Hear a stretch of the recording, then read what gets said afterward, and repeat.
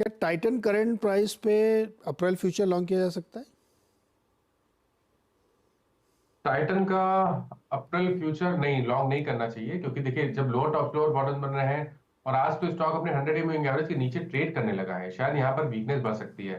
तो मेरे ख्याल से यहाँ पर लॉन्ग नहीं बनानी चाहिए। लॉन्ग से बचना चाहिए। माना जी सबसे ज़्यादा महत्वपूर्ण मूविंग एवरेज कौन सा होता है? 100, 200, 50 कौन सा होता है? देखिए अगर आप बिल्कुल शॉर्ट टर्म ट्रेडर हैं, मतलब शॉर्ट टर्म का मेरा मतलब ये है कि अगर आप 3 से 4 दिनों के ट्रेडर हैं, तो आपको 20 डे मूविंग एवरेज को सबसे ज्यादा अहमियत देनी है।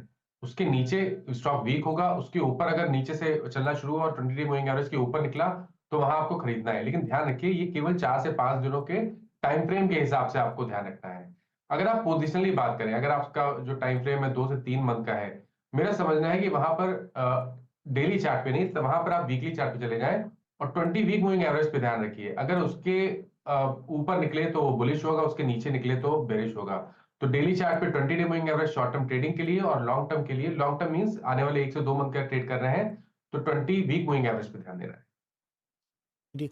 अच्छा मानस जी, जैसे बहुत प्रकार के ट्रेडर होते हैं ना, कुछ एक दिन में 4, 5, 10 बार करेंगे, कुछ दिन में 1, 2 करेंगे, कुछ जैसे अभी आपने कहा 2, 4 दिन के लिए, कुछ 10, 15 दिन के लिए। कौन से ट्रेड सही बैठता है? किस टाइम फ्रेम का ज़्यादा बेहतर रहता है, सेन रहता है? देखिए बहुत सिंपल सा लॉजिक है। टाइम फ्रेम जितना कम होता जाएगा, उतना ज्यादा रिस्की ट्रेड होता है, या आप कह सकते हैं कि उतना मुश्किल होता है मार्केट में पैसा बनाना। इसीलिए इंट्राडे, कहने में बड़ा अच्छा लगता है इंट्राडे काम कर लिया, लेकिन इंट्राडे मेरे ख्याल से सबसे मुश्किल काम है, सबसे मुश्किल ट्रेडिंग है, तरीका है ट्रेड करने का मार्केट में। उसके ऊपर आप चलते चले जाएंगे तो वो थोड़ा थोड़ा थोड़ा थोड़ा इजी होता जाएगा। आप जब लॉन्ग टर्म के लिए, आप 1 साल के लिए प्ले कर रहे हो, तब आपको ये छोटे मोटे जग से फर्क नहीं पड़ता है। लेकिन अगर आप जो पोजिशनल ट्रेडर है, तो वहां पर भी आप अच्छे ट्रेड ले सकते हैं। लेकिन मेरा समझना है कि सबसे बेहतर रहेगा आपके रिस्क एपेटाइट के ऊपर। अगर आपके पास पैसा ज्यादा नहीं है और आप छोटे मोटे ट्रेड करके निकलना चाहते हैं, तो इंट्राडे बेहतर रहता है, क्योंकि आपने अगर पोजीशन को कैरी फॉरवर्ड कर लिया और गैप डाउन गैप अप देखने को मिल गया, तब बड़ी दिक्कत हो जाती है। इसलिए आपके रिस्क एपेटाइट पे ही सब कुछ डिपेंड करता है। अपना रिस्क प्रोफाइल एनालाइज करें, उसके बाद तय करें।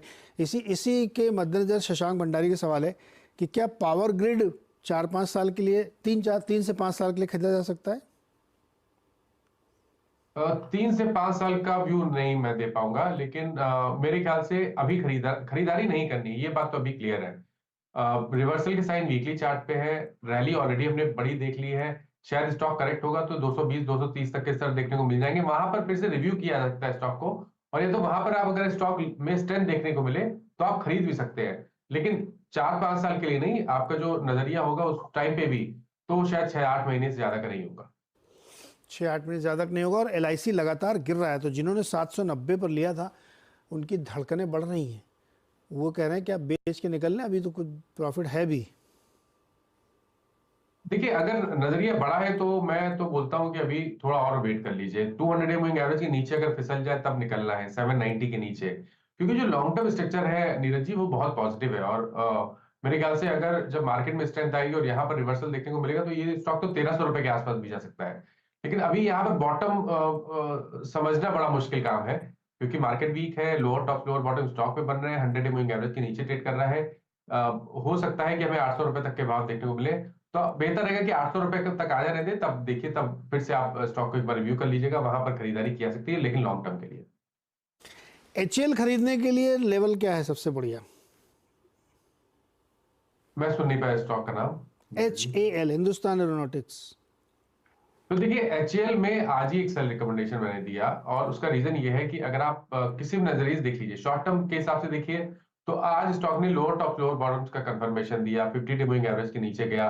वीकली चार्ट पे जाएंगे तो पिछले हफ्ते एक बेरिश इनगल्फिंग पैटर्न बना है, और अब एक बहुत ही अहम सपोर्ट 2800 रुपए है। 2800 रुपए के नीचे जाएगा तो यहाँ पर गिरावट बढ़ेगी, और उसके इसमें आपको 2400 रुपए तक के भाव भी देखने को मिल जाएंगे।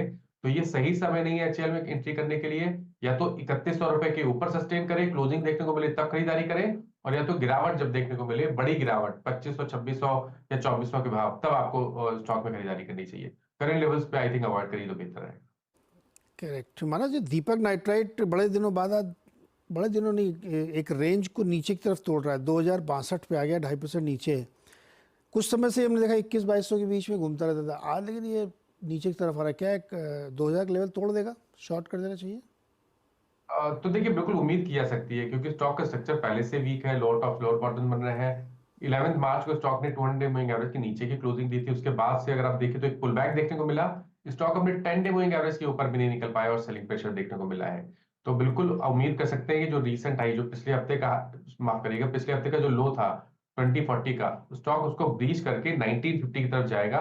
तो अगर एक ट्रेड लेना होगा तो वो डेफिनेटली शॉर्ट साइड पे होगा। 2106 के ऊपर आपको स्टॉप लॉस लगाना है और नीचे की तरफ 1950 के टारगेट सेट करें। 1950 के टारगेट रखने चाहिए। एक और शेयर आज जो गिरा है, जो बहुत लोग पूछते रहते हैं, हालांकि वो ग्रुप की कंपनी है, जियो फाइनेंशियल सर्विसेज, आज 4% नीचे है। चार्ट छोटा ही होगा मानस जी, क्या करें इसमें? बिल्कुल शॉर्ट टर्म की बात कर लेते हैं। देखिए एक चीज तो है, स्टॉक करेक्ट हुआ था बीच में, 20 डे मूविंग एवरेज सपोर्ट लिया, बाउंस बैक देखने को मिला, लेकिन उस बाउंस बैक में पिछले हाई को स्टॉक ने ब्रीच नहीं किया। तो इसलिए कॉशियस रहना चाहिए। एग्जिट कहाँ करना है, तो 20 डे मूविंग एवरेज के नीचे की अगर क्लोजिंग देखने को मिले तब आपको एग्जिट करना है। तो 325 के नीचे की क्लोजिंग देखने को मिले तभी एग्जिट करिए लॉन्ग पोजीशन से। 325 के नीचे जाए तो अपनी पोजीशन एग्जिट कर दीजिएगा, और कोई भी एक्शन लेने से पहले एक और राय किसी से ले लीजिएगा। प्रमोटर सेम है इस चैनल के और इस कंपनी के। ONGC पे आपकी राय चाहिए सर। 257 रुपये 95 पैसे इस समय ट्रेड करा है, और दो लोग इसमें जानना चाहते हैं कि क्रूड बढ़ रहा है तो ये क्यों नहीं बढ़ रहा है? तो देखिए जब क्रूड गिर रहा था तो भी ONGC चल रहा था, तो उसको आप उस तरह मत देखिए। लेकिन हम पैटर्न की बात करें तो पैटर्न नेगेटिव लग रहा है, लोअर टॉप लोअर बॉटम बने हैं वीकली चार्ट पे। पिछले हफ्ते ही हमने रिवर्सल देखा, 265 के नीचे की क्लोजिंग देखने को मिली।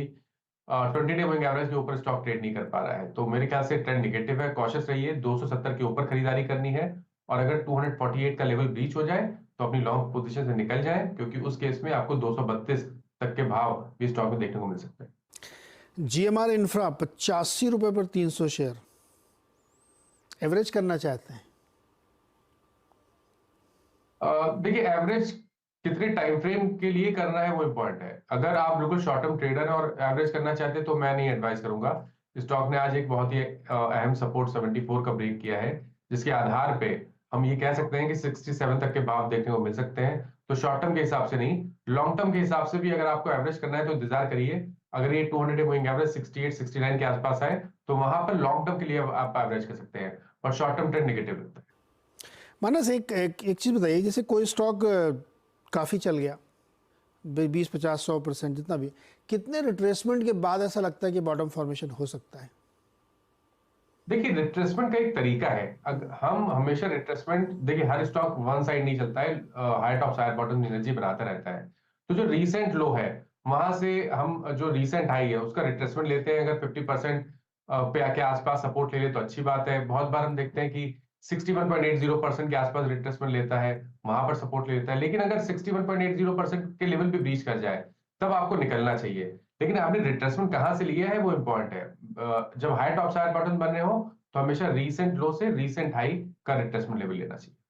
ओके, रीसेंट लो से रीसेंट हाई का रिट्रेसमेंट लेना चाहिए, और बहुत सावधानी रखिए। आजकल लगातार स्टॉक में प्रेशर बना हुआ, खासतौर पे मिड और स्मॉल कैप में। मानस सर बहुत बहुत शुक्रिया जुड़ने के लिए, बातचीत करने के लिए। इस बीच गिरावट थोड़ी और बढ़ गई है, अब तो बैंक निफ्टी भी लगभग 500 पॉइंट गिर गया है, और मिड कैप भी 450 पॉइंट नीचे है। तो दबाव लगातार बना हुआ है। अब एडवांस डिक्लाइन, यानी गिरने चढ़ने वालों की संख्या 2 के सामने 6, 2 के सामने लगभग 6 हो गई है। तो ये थोड़ा सा चिंता की बात हो सकती है। आज बहुत इम्पॉर्टेंट डे भी है, रात में फैसला भी आएगा US सेंट्रल बैंक का कि उन्होंने क्या कमेंट्री सुनाते हैं। इन सब पे नज़र रहेगी। फिलहाल एक छोटा सा ब्रेक, और ब्रेक के बाद खिलाड़ी नंबर 1।